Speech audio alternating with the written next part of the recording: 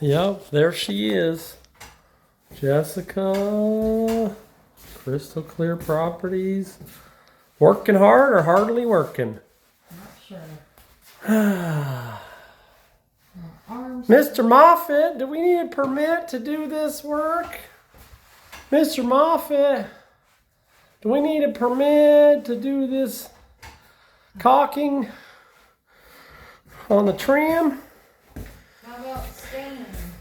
How about the staining? Do we need a permit to sand and stain?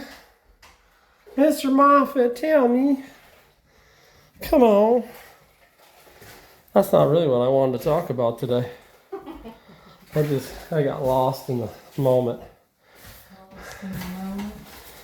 I was thinking about what you were saying the other day about how everybody says, it's just a flip, right? Talk to us and they say, it's just a flip, isn't it? Isn't it just a flip? What do you think about that sentiment? It's just a flip. I think it's ridiculous. Why? Because with a flip, you have to make everything pass inspection, and it has to be done right, because you're going to have a critique. And it has to sell. More so than someone's personal house, right? Yeah. Someone's personal house can have all kinds of things going on with it. And they're just like, well, it's just what we done. So what we're kind of referring to is this attitude. First of all, I always, when someone says, what do you flip houses? My brother likes to say to me, to everyone, oh, my brother flips houses. And he's trying to give me a compliment.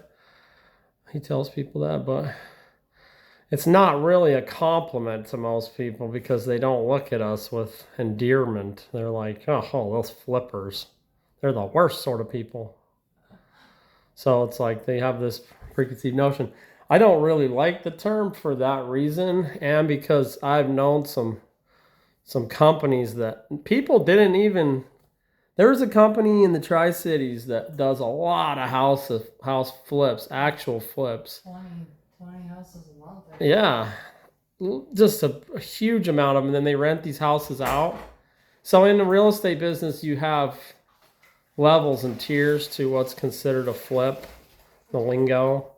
There's the rental quality flip, and then the sale quality flip and buyer flip. So if you're going to call us flippers, we typically go end buyer because we do higher quality stuff. Now, obviously, we're not probably as good as somebody you might know, but we do pretty good. Just crown molding here, and we're refinishing these old floors rather than just covering them. Not that I think there's anything wrong with covering it with LVP or laminate. That can protect a floor for a future person that might want to refinish it. But the notion of it's just a flip, it's like it destroys the very concept of what our mission is, which is to improve a place. And I hear contractors say that to me when we hire them. They're like, well, is it just a flip? And what they mean by that is, we'll cut all the corners we can cut for you so that we can save you money. Because they do realize that we don't want to spend every dollar on them coming out. And here's another little secret, another little thing you have to understand. When you do this type of work a lot, you get an idea for what it costs to do it. You get an idea for what people charge, what it costs, and the materials. And I don't like to just say, well, materials definitely not the only part of a job. That's like actually a really small part of the job.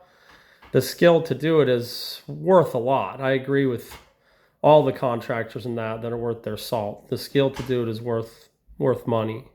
It's hard to do. But a contractor is in it to make as much profit as they can without losing the customer. And it's just a fact that when you're dealing with the homeowner, they're more,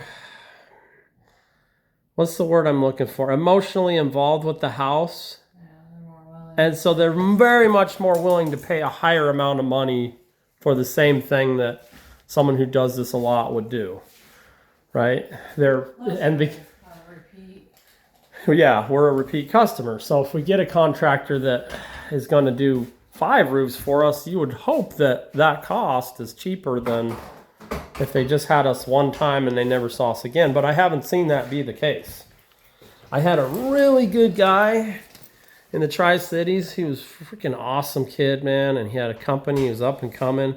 Well, I don't know if I want to plug him because people don't like me and I don't want him associated with me. But he was so awesome. And I thought his character was just great too. And he's from East Tennessee and grew up here. And his dad actually helped work on some of the stuff we had too. And he did a pretty good job, had skills. And the other kid, the kid with his employees, did an excellent job on the work that he did. Now, of course, I always have something that I can say, well, you know, I wish he would have done this or that or the other thing. But all in, he's the best contractor that we'd had. Good pricing, yeah, good work, and quick. And he was honest. He was so honest with what he was going to do. You know, that it was refreshing because you don't find that. It's not always that people are unintentionally dishonest. It's that they want to make a living too without losing your business. So anyway, I'm getting off track here. It's not just a flip, right? Like, it's really not. Like, it's somebody's home. Like, this is somebody's home. This is where they're going to raise their family. Kids are hopefully going to enjoy this place. Like, we care about it. Like, I know people don't like me because of the whole permit thing, and they're friends with Mr. Moffat and even the mayor, Miss Farmer, and she's not a bad woman. It's just she kind of got roped into our situation here and did what anybody would do and defended her people. And again, I get where they're coming from. They're not making a lot of money. They need to make money. Like, they need to justify what they're doing. I just don't agree with it. Like, I think that the cities should work with people like me to improve the places, improve the houses that have issues. And if they said to me, hey man, we got this house over here, you might want to look at getting. You'll need a permit for this, this, and this, but we'll introduce you to so-and-so. I would look at that like, all right, well, I'll do that. I'll pay their permit fees. They gave me some value there, right? Right, Jessica? What do you think of that? Yeah. They gave me some value. Like, plus, you know what to expect. Yeah. They're telling you, hey, this place needs these things, and this is what it looks for, and you'll have to get a permit for this, this, and this. And I'll say either, yeah, I'll do it, or no, I'm not interested in that particular project. Regardless, we'd be working together for the same goals, right? Yeah. Because whether I'm in Spencer or another town, whatever it is, wherever I'm at, I'm there because I want to be beneficial to the community. And that means I want these homes to be homes that people like. They can enjoy for years and not have to worry about stupid things like their AC's not working or termites. Freaking termites in Tennessee, let me tell you what. They're the worst. This house hasn't been too bad though with termites. There was some previous damage, but not too bad. Yeah, the other house we have where we live more often than here. I've got to be careful with my words because I do stay here. It's not... Somebody pointed, it's not your primary residency. It doesn't matter. It's primary residency. It's still my house, and I still have rights. I do stay here when I can. I'm not busy. But our other home was just eaten up with termites when we purchased it. And it was so much freaking work to mitigate that. Yeah. Cut it out. Just covered it. Put a new piece of wood. They didn't try to stop the water. Even if you came to this house and know this property, you'll see we've worked on trying to move the water from coming towards the house, get it away from the house. That's key to termites because termites, they're thirsty little devils. They eat all that wood and they just get so thirsty and they're like, nom, nom, nom, nom, nom, I need some water. So yeah, we don't look at it as just a flip. We look at it as a home that we're trying to offer to somebody. Valuable home. I mean, I have a goal. My wife and I have a goal of creating a scenario where we can offer homes rent to own. We're not there yet. It takes a lot of capital. Takes a lot of capital. I just don't have the backing. Like I don't have the capital needed to do that, because unlike a rental house, and the reason people do rentals um, rather than rent to own is you can get what's called a DCSR loan. And I may be saying that wrong, but I think that's what it is, DCSR loan.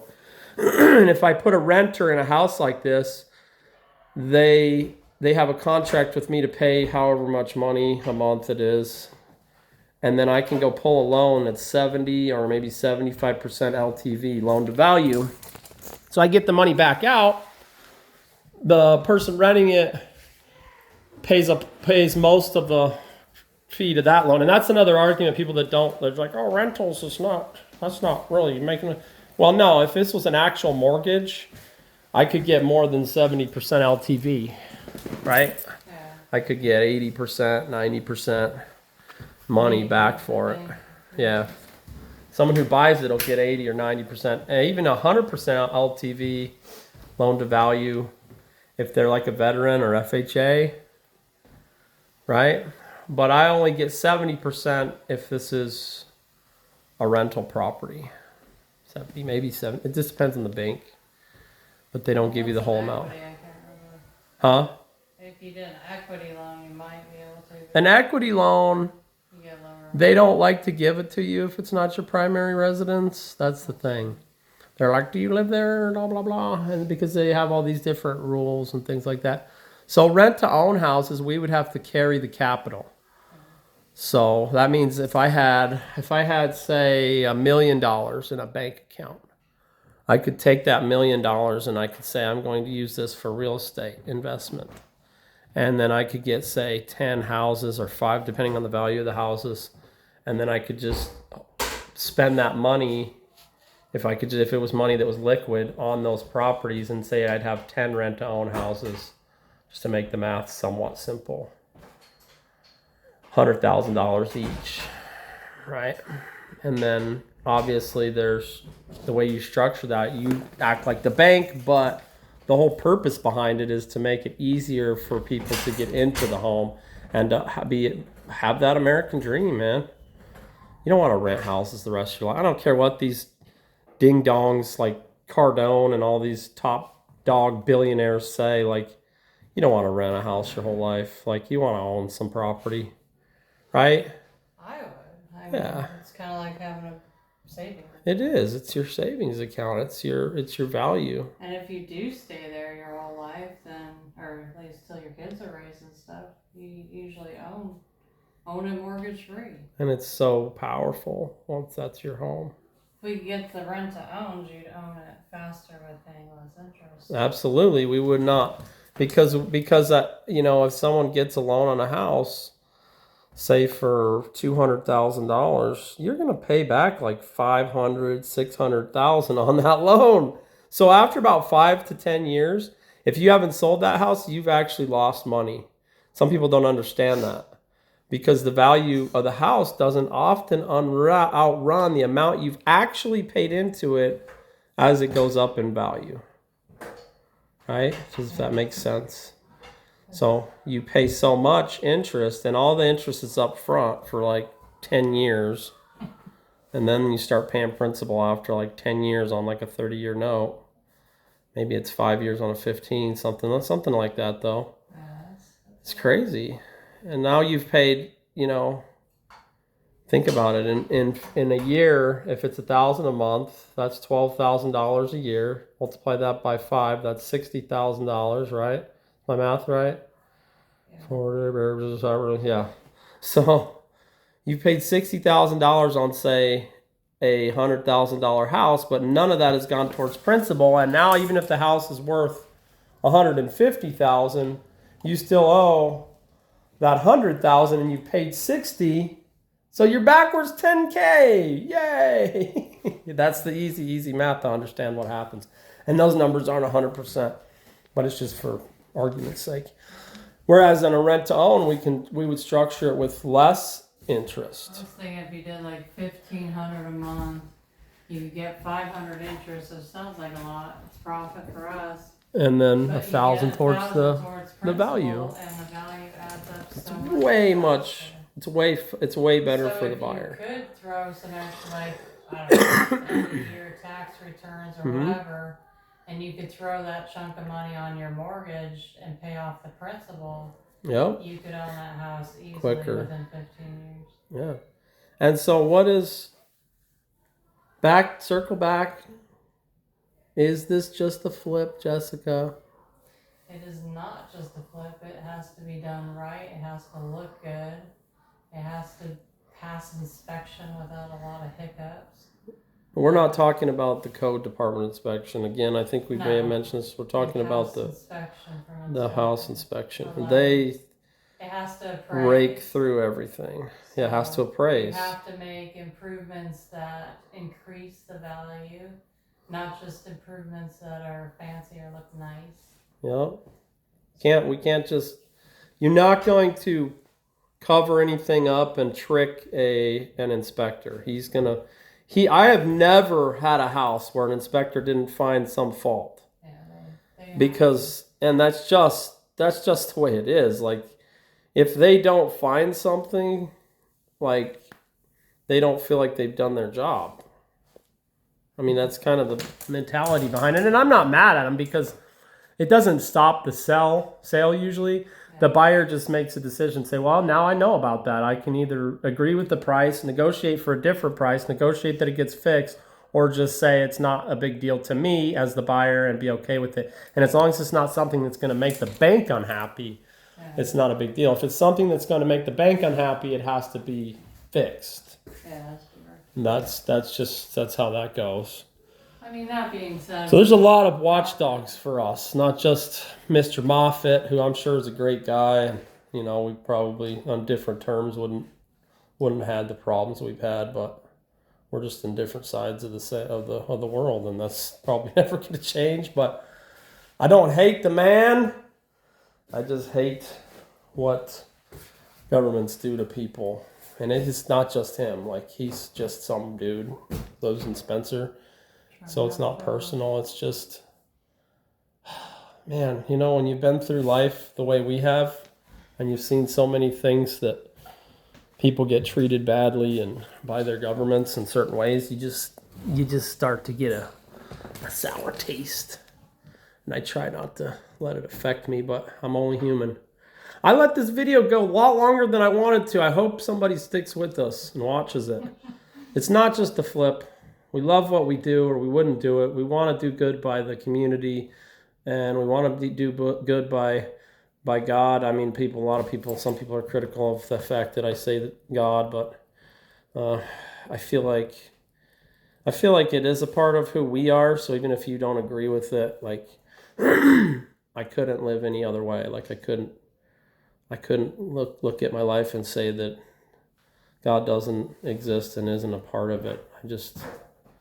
I just sometimes feel like I'm blessed with my persecutions, as I used to like to say to a friend of mine. But God willing, we get this done, and it ends up being a beautiful place for a nice family to come and live out their life here. Thanks for listening.